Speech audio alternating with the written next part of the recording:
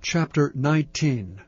And it was told Joab, Behold, the king weepeth and mourneth for Absalom. And the victory that day was turned into mourning unto all the people, for the people heard say that day how the king was grieved for his son. And the people gat them by stealth that day into the city, as people being ashamed steal away when they flee in battle. But the king covered his face, and the king cried with a loud voice, O my son Absalom, O Absalom, my son, my son. And Joab came into the house to the king, and said, Thou hast shamed this day the faces of all thy servants, which this day have saved thy life, and the lives of thy sons and of thy daughters, and the lives of thy wives, and the lives of thy concubines, in that thou lovest thine enemies, and hatest thy friends. For thou hast declared this day that thou regardest neither princes nor servants. For this day I perceive that if Absalom had lived, and all we had died this day, then it had pleased thee well. Now therefore arise, go forth, and speak comfortably unto thy servants. For I swear by the Lord, if thou go not forth, there will not tarry one with thee this night, and that will be worse unto thee than all the evil that befell thee from thy youth until now. Then the king arose and sat in the gate. And they told unto all the people, saying, Behold, the king doth sit in the gate. And all the people came before the king, for Israel had fled every man to his tent. And all the people were at strife throughout all the tribes of Israel, saying, The king saved us out of the hand of our enemies, and he delivered us out of the hand of the Philistines, and now he is fled out of the land for Absalom. And Absalom, whom we anointed over us, is dead in battle. Now therefore, why speak ye not a word of bringing the king back? And King David sent to Zadok and to Abiathar the priest, saying, Speak unto the elders of Judah, saying, Why are ye the last to bring the king back to his house, seeing the speech of all Israel is come to the king, even to his house? Ye are my brethren, ye are my bones and flesh. Wherefore then are ye the last to bring back the king? And say ye to Amasa, Art thou not of my bone and of my flesh? God do so to me, and more also, if thou be not captain of the host before me continually in the room of Joab. And he bowed the heart of all the men of Judah, even as the heart of one man, so that they sent this word unto the king, Return thou and all thy servants. So the king returned and came to Jordan, and Judah came to Gilgal to go to meet the king, to conduct the king over Jordan. And Shimei the son of Gera, a Benjamite, which was of Bahurim, hasted and came down with the men of Judah to meet King David.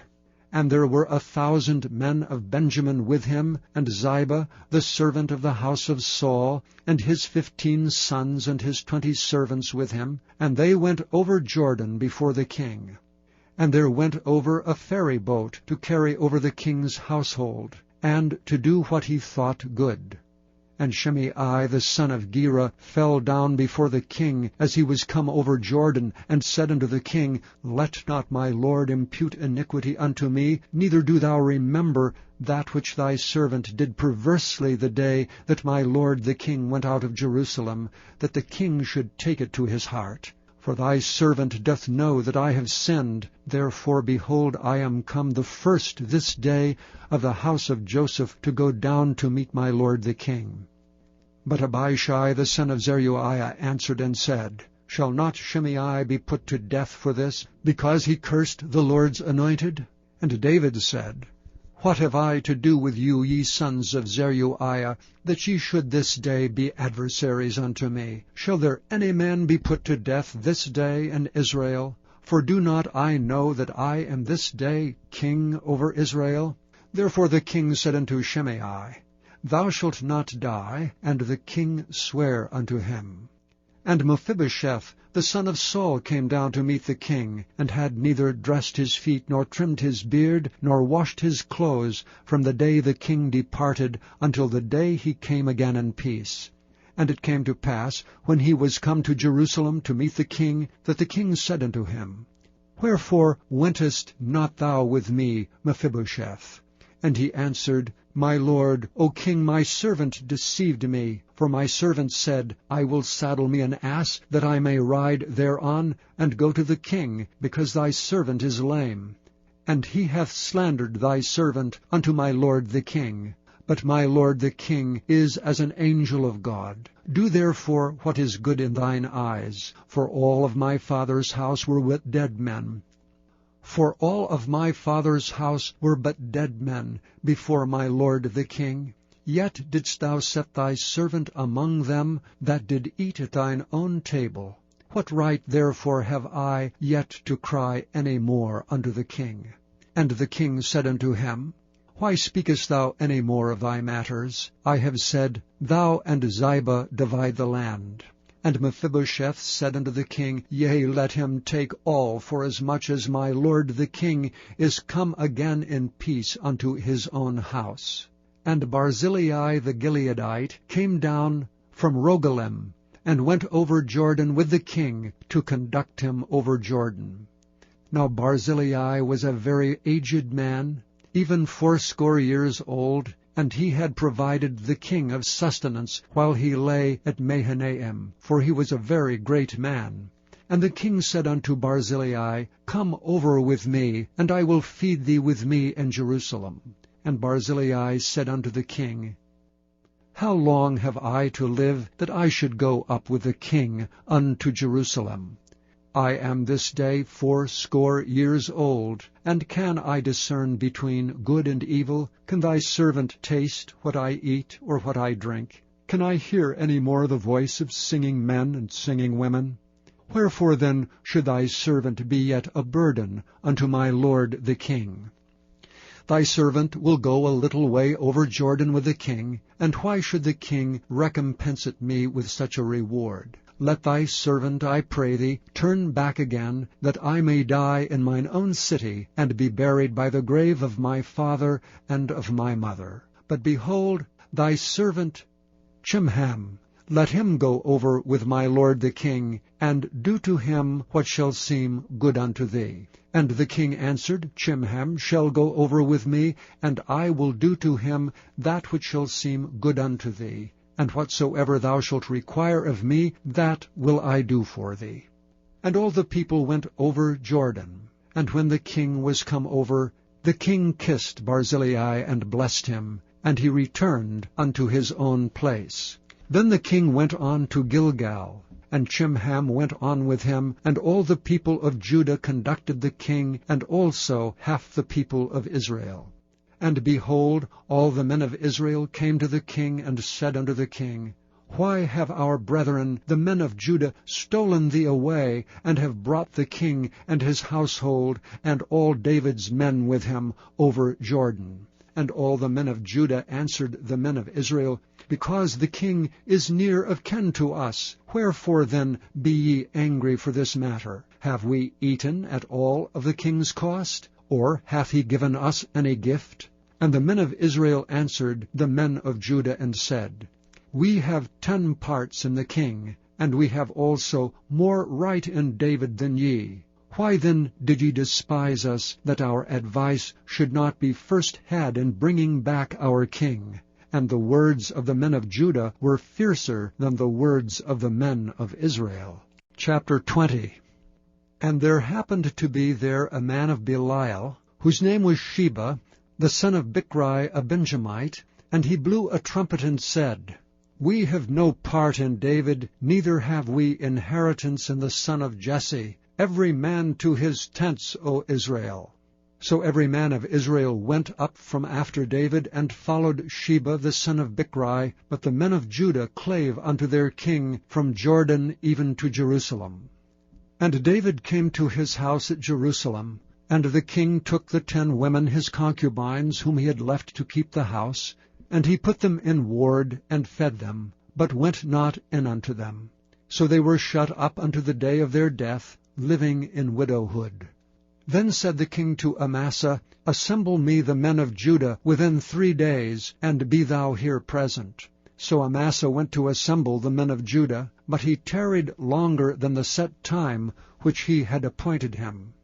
And David said to Abishai, Now shall Sheba the son of Bichri do us more harm than did Absalom. Take thou my lord's servants, and pursue after him, lest he get him fenced cities, and escape us. And there went out after him Joab's men, and the Cherethites, and the Pelethites, and all the mighty men. And they went out of Jerusalem to pursue after Sheba the son of Bichri. When they were at the great stone which is in Gibeon, Amasa went before them, and Joab's garment that he had put on was girded unto him, and upon it a girdle with a sword fastened upon his loins in the sheath thereof. And as he went forth it fell out. And Joab said to Amasa, Art thou in health, my brother?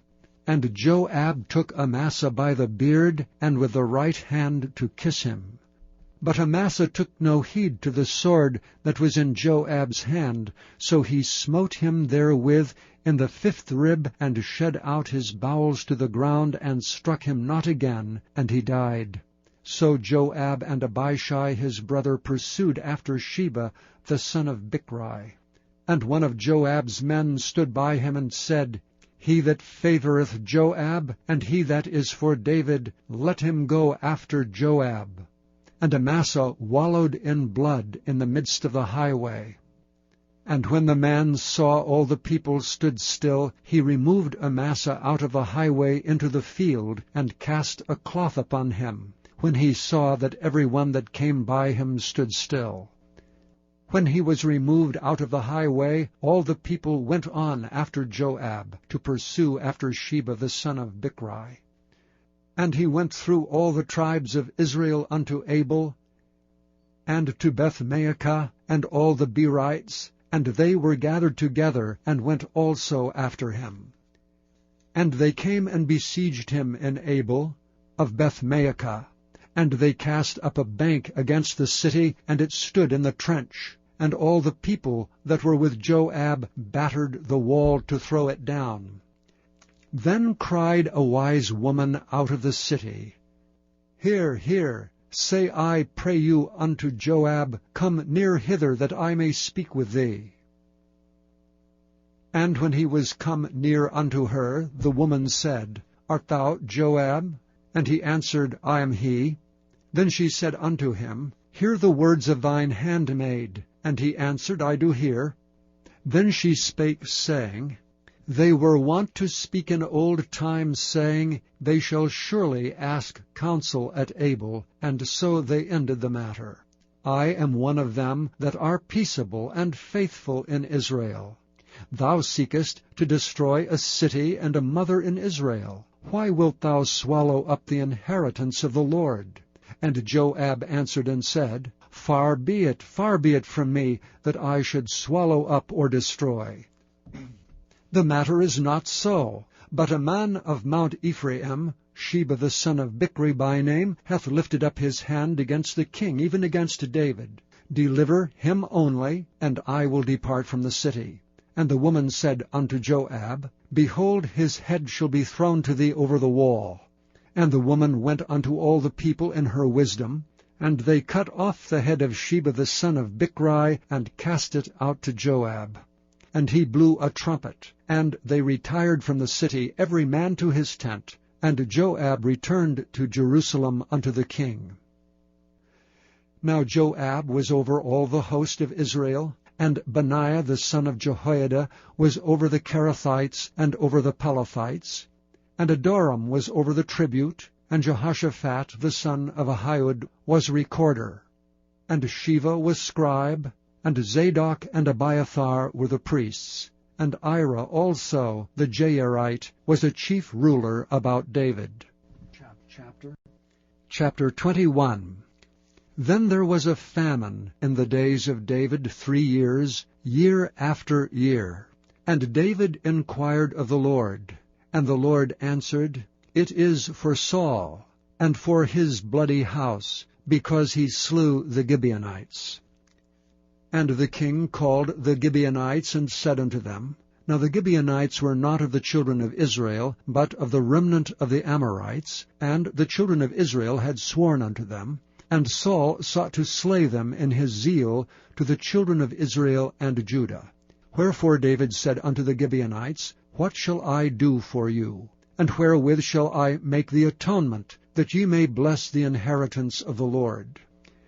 And the Gibeonites said unto him, We will have no silver nor gold of Saul, nor of his house, neither for us shalt thou kill any man in Israel.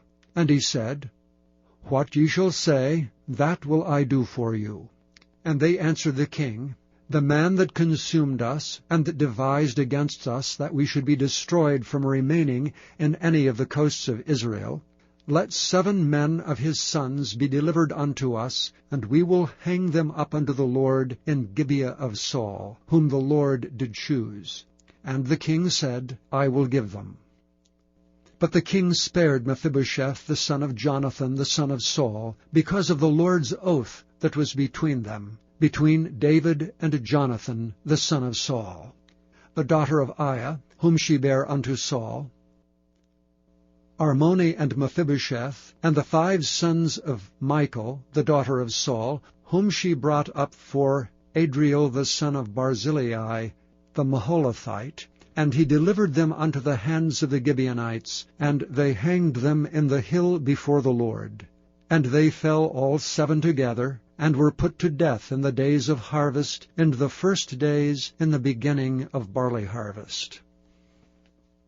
And Rizpah, the daughter of Aiah, took sackcloth, and spread it for her upon the rock, from the beginning of harvest until water dropped upon them out of heaven, and suffered neither the birds of the air to rest on them by day, nor the beasts of the field by night. What Rizpah the daughter of Aiah the concubine of Saul had done.